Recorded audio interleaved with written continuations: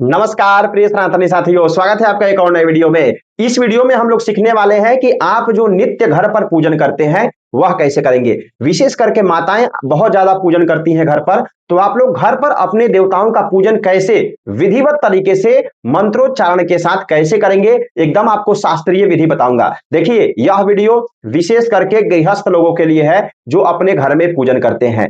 यहाँ यह नहीं बताया जाएगा कि सुबह उठ करके धरती माता को प्रणाम करना है, हाथ का दर्शन करना है, ये सब नहीं बताया जाएगा। ये सब आप लोगों को पहले से पता होगा। यहाँ आपको बताया जाएगा कि जब आप देव स्थल यानी कि जो आपका पूजन का मंडप है, जहां आप बैठ करके पूजन करते हैं, वहां पहुंच गए तो उसके बाद पूजन की क्या प्रक्रिया होती है, संकल्प कैसे बोलते हैं, कब भगवान को भोग लगाते हैं, कब धूप दीप दिखाते हैं। माताएं सबसे ज्यादा गलत करती है कि वो पहले भोग लगा देंगी, उसके बाद तब धूप बत्ती अगरबत्ती इत्यादि दिखाती है।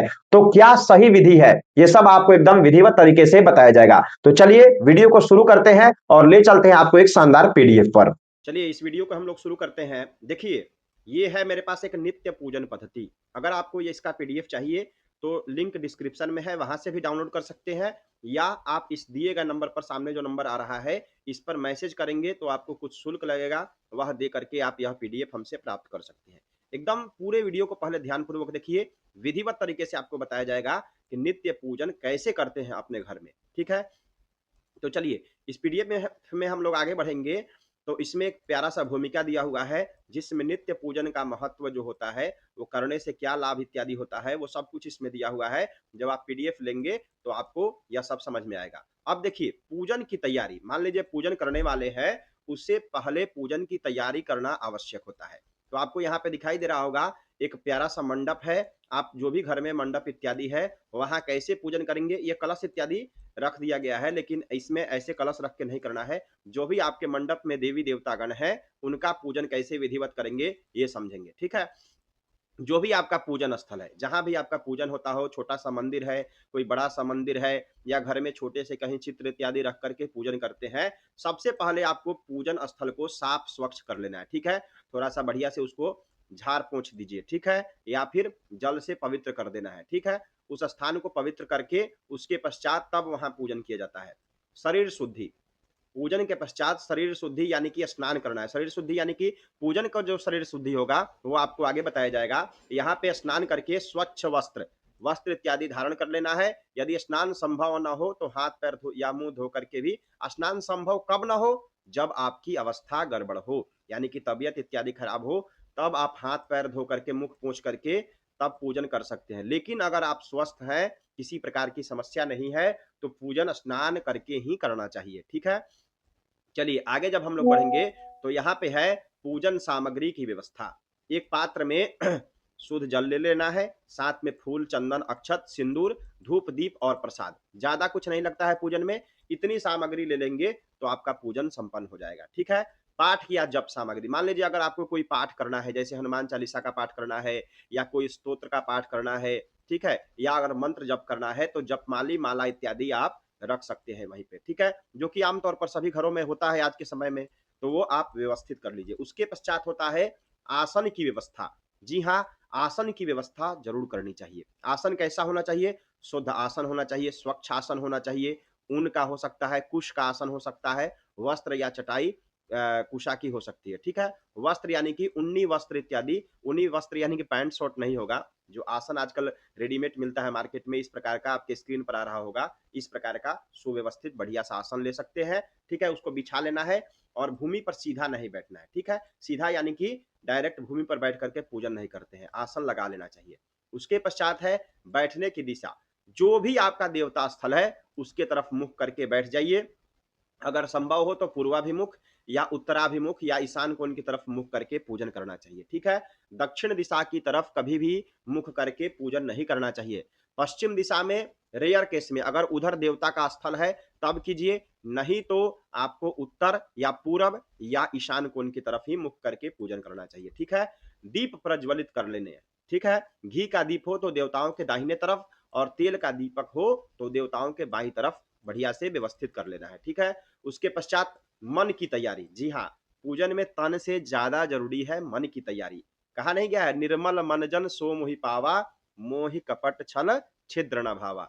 यानी कि अगर मन स्वच्छ नहीं है तो आप कितना भी पूजन करेंगे उसका बहुत अच्छा फल नहीं मिलेगा। ठीक है, तो तन से ज्यादा जरूरी है मन को पहले शांत कीजिए, कुछ क्षण ईश्वर का स्मरण कीजिए। ठीक है, और सांसारिक चिंताओं को त्याग करके 5 मिनट ही पूजन कीजिए, लेकिन श्रद्धा पूर्वक कीजिए। ठीक है, यानी कि बेचैनी नहीं होना चाहिए कि इधर जाना है उधर जाना है, चटाक से पूजन किए, फटाक से हट गए वहां से, ऐसे नहीं। पूजन 5 मिनट ही कीजिए, लेकिन श्रद्धा से मन से पूजन करना है। अब यहाँ पे दिया हुआ है पूजन स्थल की सफाई। ये जो मैं पहले ही बता चुका हूं आपको, शुरुआती में ही पूजन स्थल की सफाई कर लेनी है। ठीक है, अब हम लोग आगे बढ़ेंगे तो इसी पुस्तक में अब पूजन की विधि दी गई है। ठीक है, ध्यान पूर्वक देखिए। अगर मंत्र नहीं आता है इसमें तो कोई दिक्कत नहीं है, मंत्र भी आप सीख जाएंगे। अगर विधि नहीं आती है तो विधि भी जान जाएंगे, और अगर आपको पहले से विधि आती है तो भी देखिए, हो सकता है कि यह विधि आप नहीं करते हो। ठीक है, अगर माता जी हैं तो आप भी यह वीडियो देखिए ध्यानपूर्वक। सबसे पहले प्रारंभिक पूजन विधि क्या होता है? सबसे पहले आचमन करना चाहिए।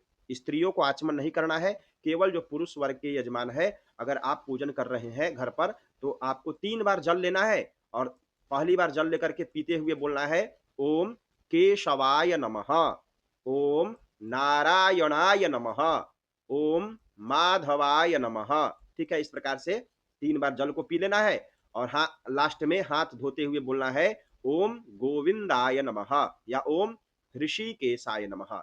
इतना बोल करके हाथ धो लेना है। 3 बार आचमन किए और चौथी बार हाथ धो लिए। माताएं अगर पूजन कर रही है तो थोड़ा सा बाईं हाथ में जल ले लेंगी और दाहिने हाथ से दोनों नेत्रों में लगा लेना है। ठीक है, उसके पश्चात तब होता है कुशा की पवित्री धारण। ठीक है, कुशा की पवित्री धारण भी केवल पुरुषों के लिए है, माताओं को कुशा की पवित्री धारण नहीं करनी चाहिए।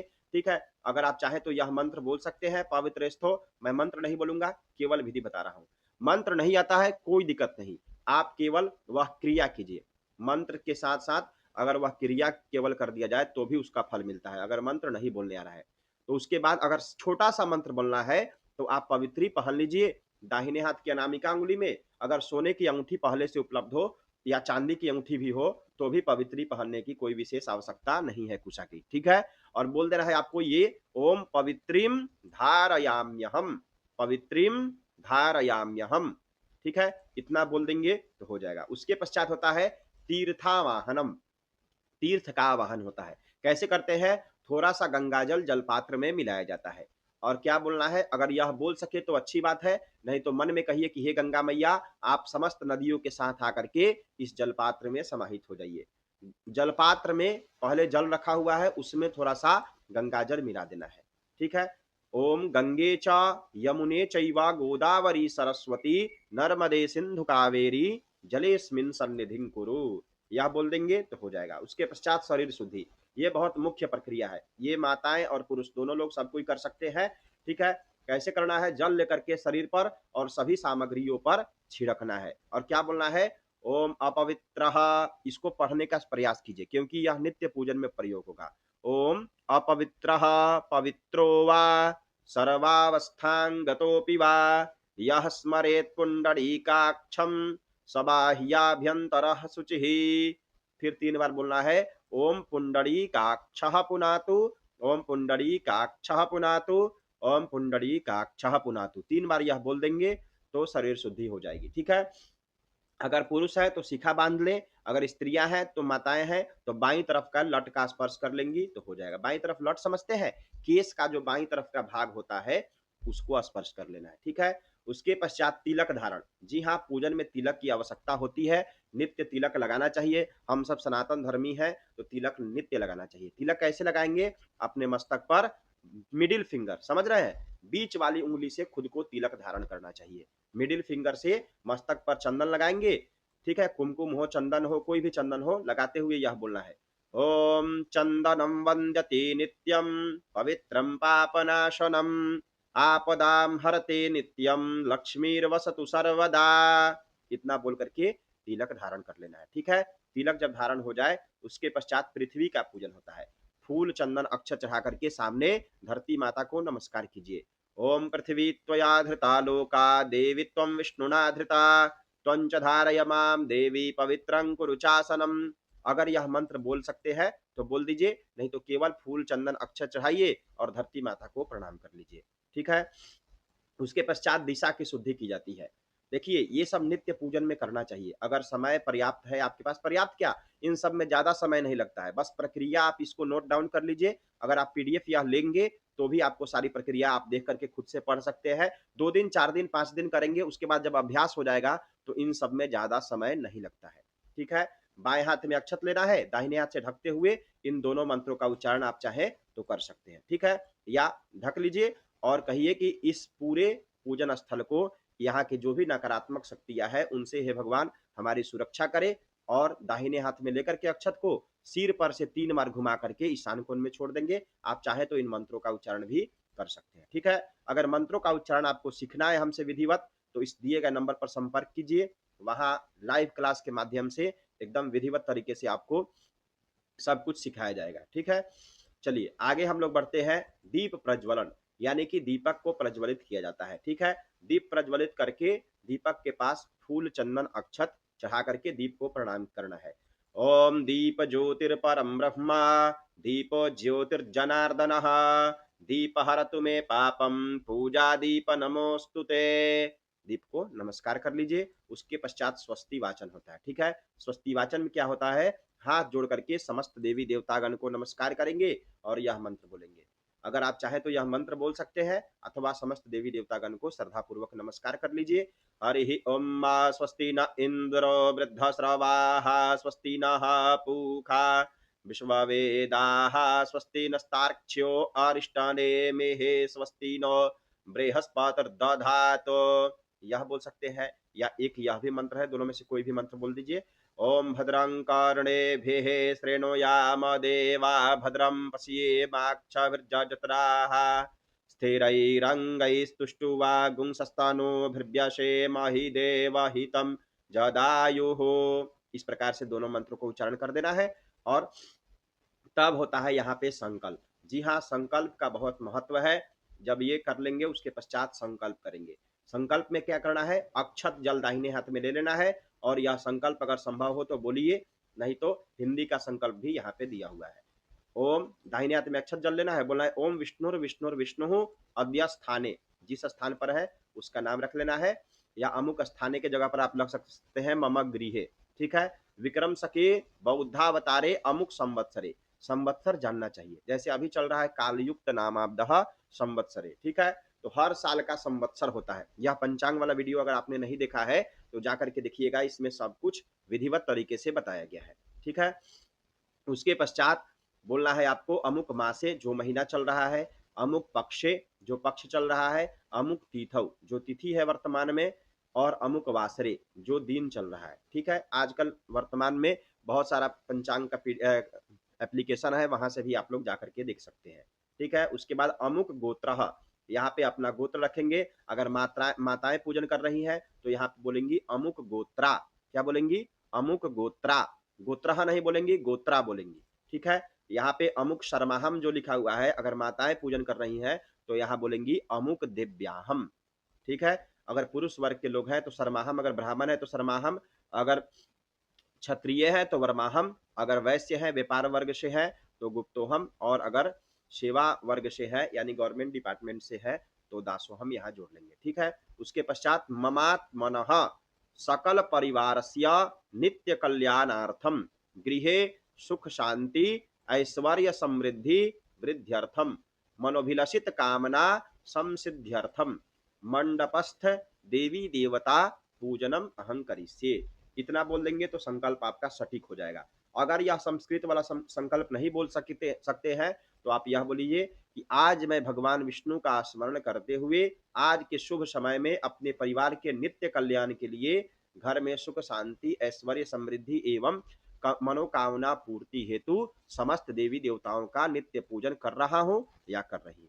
ठीक है? इतना भी संकल्प बोल देंगे तो हो जाएगा, क्योंकि भगवान केवल संस्कृत ही नहीं समझते हैं, उनको हिंदी भी आती है। तो बस आपका भाव प्रबल होना चाहिए। भावना आपकी अगर दृढ़ है, श्रद्धा पूर्वक पूजन कर रहे हैं, तो आपको उसका फल भी मिलेगा। अब देखिए, जैसे ही संकल्प हो गया, जितने भी मंडप में आपके देवी देवतागण है सबके पास एक एक पुष्प चढ़ाइए। जैसे गणेश जी के पास पुष्प चढ़ा रहे हैं तो यह मंत्र बोल दीजिए, ओम वक्रतुंड महाकाय सूर्यकोटि समप्रभः निर्विघ्नं कुरु मे देवा सर्वकार्येषु सर्वदा। ठीक है? ये बोल सकते हैं। या अगर मंत्र नहीं बोल सकते हैं तो केवल यह बोल दीजिए ओम गंग गणपतये नमः। गणेश जी के पास पुष्प चढ़ा दीजिए। उसी प्रकार से शिव जी का अगर प्रतिमा है, मूर्ति है, तो ये कर चरण कृतम वा यह बोल सकते हैं। ठीक है, ये बोल सकते हैं, या ओम नमः शिवाय बोलते हुए मन में भगवान के पास पुष्प चढ़ा दीजिए। ठीक है, उसी प्रकार से दुर्गा मैया के पास अगर पुष्प चढ़ा रहे हैं तो सर्वमंगल मांगल्ये शिवे सर्वार्थ साधिके ये बोल सकते हैं। मंत्र मैं नहीं बोलूंगा क्योंकि वीडियो बहुत लंबा हो जाएगा। आप लोग कमेंट कीजिएगा तो मैं मंत्र पढ़ा करके एक वीडियो में डाल दूंगा। ठीक है, प्यारा सा कमेंट कीजिए, मैं मंत्र पढ़ा करके वीडियो डाल दूंगा। ओम दुंग दुर्गायै नमः इतना भी बोल देंगे तो पुष्प चढ़ा दीजिए। हनुमान जी का चढ़ा रहे हैं, हनुमान जी का अगर चित्र है, पूजन कर रहे हैं, तो उनके लिए ये अतुलित बलधामम हेम शैलाभदेहम यह मंत्र बोल सकते हैं, पूरा स्तुति मंत्र है। या ओम हंग हनुमते नमः बोल देंगे तो उससे भी हो जाएगा। सब कुछ यहाँ लिखा हुआ है, लक्ष्मी जी का भी यहाँ पे लिखा हुआ है। जिन भी देवता का चित्र आपके परिवार में है वहां चढ़ाते हुए उन देवता का मंत्र बोल दीजिए, या उनका जप मंत्र भी दिया हुआ है वो भी बोल देंगे तो हो जाएगा। ठीक है, इतना बोल दिए। भगवान विष्णु का भी यहाँ पे दिया हुआ है, राम जी का दिया हुआ है, कृष्ण जी का दिया हुआ है, गुरु जी का दिया हुआ है। ठीक है, सबका यहाँ मंत्र दिया हुआ है। कुल देवी देवता का भी मंत्र है। ठीक है, यहाँ कुल देवी देवता का भी दो दो मंत्र दिया हुआ है।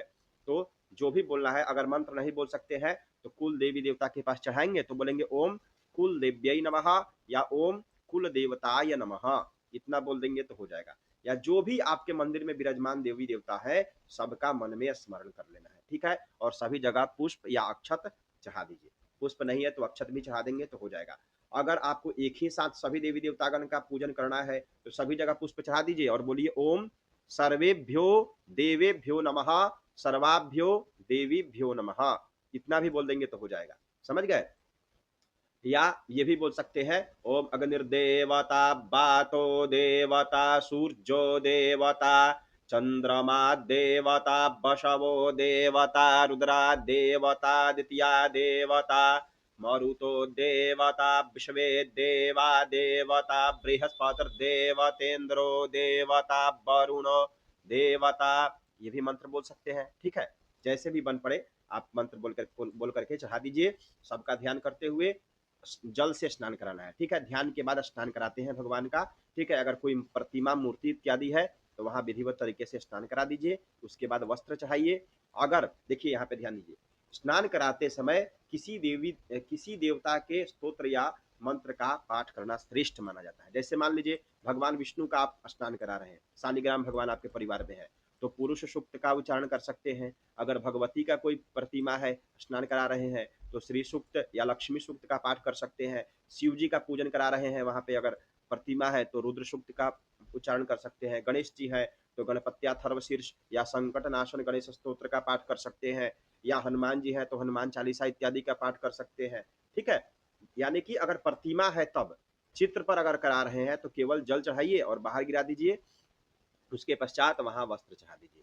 ठीक है, स्नान के बाद वस्त्र चढ़ा सकते हैं। और एक और चीज है, यदि संस्कृत पाठ संभव ना हो तो हिंदी स्तुति या भजन गाते हुए भी या किसी मंत्र का जप करते हुए, जैसे आप भगवान शिव जी का अभिषेक करा रहे हैं तो श्री शिवाय नमस्तुभ्यम श्री शिवाय नमस्तुभ्यम करते हुए भी स्नान करा सकते हैं। अगर किसी जैसे शिव जी का कोई भजन बढ़िया सा याद हो वो भी गा सकते हैं। बाबा चरणों में दे दो ठिकाना मुझे, मैं भटकता हूँ राह दिखाना मुझे, राह दिखाना मुझे बाबा चरणों में दे दो ठिकाना मुझे, इस प्रकार से बोल देंगे तो ही हो जाएगा। ठीक है, या मंत्र का जप करते हुए कोई भी भगवान का, जैसे आप गणेश जी का कर रहे हैं तो ओम गंग गणपतये नमः ओम गंग गणपतये नमः मन में बोलते हुए तब स्नान करा दीजिए।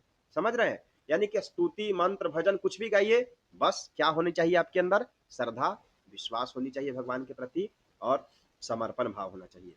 या केवल ईश्वर का नाम स्मरण करते हुए भी आप स्नान करा सकते हैं। ठीक है, स्नान के पश्चात बस आपको फूल चंदन अक्षय चढ़ा देना है। कोई प्रतिमा है तो चंदन लगा दीजिए, अक्षत पुष्प चढ़ा दीजिए।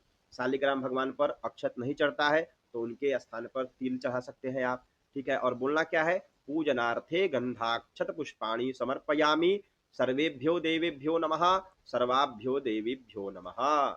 ठीक है। गणेश जी को आप दुर्वा चढ़ा सकते हैं, शिव जी को बिल्व पत्र चढ़ा सकते हैं, भगवान विष्णु को तुलसी पत्र चढ़ा सकते हैं, ये आपके ऊपर है, यहाँ पे चढ़ा देना है, ठीक है। उसके पश्चात सिंदूर चढ़ा दीजिए। अगर माताएं पूजन कर रही हैं तो सिंदूर चढ़ा दीजिए। उसके बाद भगवान को धूप दीप दिखाना है, ठीक है। भगवान को धूप दीप दिखाइए। बहुत माताओं को मैंने देखा है कि पूजन करती है तो पहले भोग लगा देंगी, उसके बाद अगरबत्ती या धूप बत्ती दिखा देंगी। नहीं, पहले धूप बत्ती दिखा दीजिए, थोड़ा सा दीपक दिखा दीजिए भगवान को, और उसके पास दीपक कौन सा, अलग से दीपक जलाना है। जो आप प्रज्वलित दीपक शुरू में जो पूजन किए हैं उसको उठाकर नहीं दिखाना है, ठीक है। अगर वो अलग से दीपक नहीं रख सकते हैं तो उसी दीपक के ऊपर अक्षर छोड़ दीजिए, समझ गए, और धूप बत्ती दिखा दीजिए। उसके बाद हाथ धो लेना है, हाथ धो करके भोग अर्पण करें। भोग लगाने का जो भी आपके पास हो, फल मिठाई पंचमेवा या भोजन बना हुआ है बिना प्याज लहसुन का, तो वो भी भोग लगा सकते हैं, ठीक है। भोग लगाते हुए क्या बोलना है, यह मंत्र, ओम नाभ्यायासीदंतरिक्षगुं शीर्ष्णोद्यौः समवर्तत पदभ्याम्भो मृद्दिशाः श्रोत्रा तथा लोकाम् अकल्पयन्ना, इतना बोल देंगे। या अगर वैदिक मंत्र नहीं बोल सकते हैं तो ये भी बोल सकते हैं, त्वदीयं वस्तु गोविंद तुभ्यमेव समर्पयेत् गृहाण सम्मुखो भूत्वा प्रसीद परमेश्वर, इतना भी बोल देंगे तो हो जाएगा, ठीक है। उसके पश्चात बोलना है नैवेद्यम समर्पयामि, ओम सर्वेभ्यो देवेभ्यो नमः, सर्वाभ्यो देवीभ्यो नमः। भोग लगाने के बाद 3 बार जल चढ़ाइए। 3 बार जल चढ़ाने के लिए बोलना क्या है, नैवेद्यम निवेदयामि, नैवेद्यांते आचमनीयम, मध्ये पानीयम, उत्तरापोषणार्थे जलम समर्पयामि, इतना बोल देंगे तो हो जाएगा।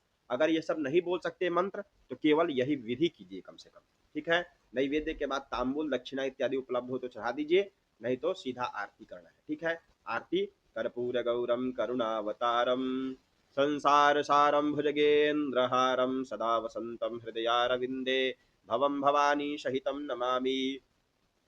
आरती में आपको क्या करना है, थाली में एक स्वस्तिक बना लीजिए या अष्टदल कमल बना लीजिए, उसके ऊपर एक दीपक रख दीजिए, दीपक रख करके कपूर रख के आरती मंत्र आरती कर दीजिए। अगर संभव हो तो पूरा आरती गाइए, नहीं तो केवल मंत्र आरती भी कर देंगे तो हो जाएगा। 7 बार भगवान को आरती दिखाना चाहिए, ठीक है। भगवान को 7 बार, सभी देवताओं को मिला करके 7 बार आरती दिखा दीजिए। और ये दोनों मंत्र में से कोई भी मंत्र बोल सकते हैं, दोनों मंत्र बोल सकते हैं। आरती जब हो जाए तो नीचे रख करके आरती को जल के द्वारा शीतल कर देना है, यानी कि उसमें जल नहीं डाल देना है, जल को घुमा करके बगल में गिरा दीजिए। और उसके पश्चात तब आपको विधिवत तरीके से आरती को प्रणाम कर लेना है। देखिए, बहुत सारा विधि करने की कोई आवश्यकता नहीं है। बहुत से लोग बताते हैं कि संघ से इस प्रकार से घुमाइए, तो इधर हाथ रखिए, ऐसे कीजिए, वो सब सही है, लेकिन पूजन को जटिल नहीं बनाना है, पूजन को सरल बनाना है। तो विधि पूरा कीजिए, ये सब कीजिए, और साथ में श्रद्धा भाव से पूजन कीजिए, क्योंकि एक पूजन भी भगवान स्वीकार करते हैं अगर आपके अंदर श्रद्धा हुआ। कहा नहीं गया है, पत्रम पुष्पम फलम तोयम यो में भक्त्या प्रयच्छति। कुछ भी नहीं है तो पत्ता चढ़ा दीजिए, पत्रम पुष्पम एक पुष्प चढ़ा दीजिए, फलम एक फल चढ़ा दीजिए भगवान को, तोयम एक अंजुलि जल चढ़ा दीजिए भगवान को।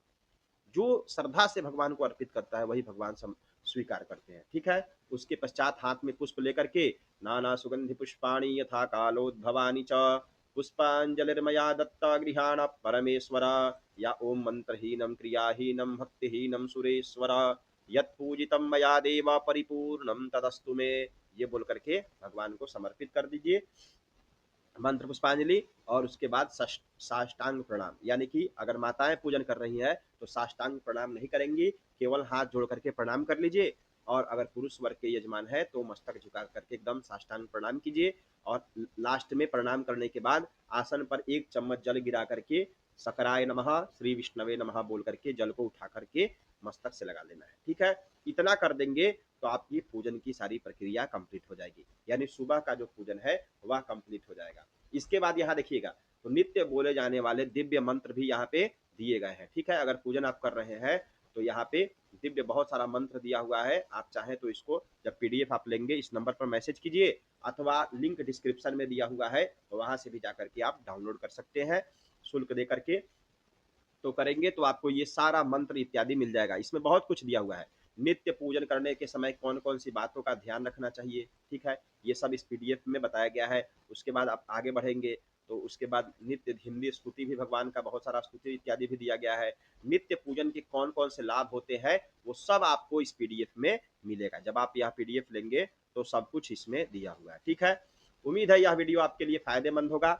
वीडियो अगर आपने यहाँ तक देख लिया है तो एक प्यारा सा लाइक जरूर कीजिए, क्योंकि वीडियो जितना लाइक करेंगे उतना आपके लिए फायदेमंद होगा, ताकि भगवान या फिर यूट्यूब आपको रिकमेंड करेगा कि इस प्रकार की वीडियो आपके पास और आए। और ये शुभ मुहूर्त है, आप यहाँ पे लाइक कर दीजिए और एक प्यारा सा कमेंट कीजिए कि वीडियो कैसा लगा, और आपको किसी प्रकार का प्रश्न हो तो भी कमेंट कर सकते हैं। ठीक है, इतना प्रेम और धैर्य से संपूर्ण वीडियो को देखने के लिए आपका बहुत बहुत धन्यवाद।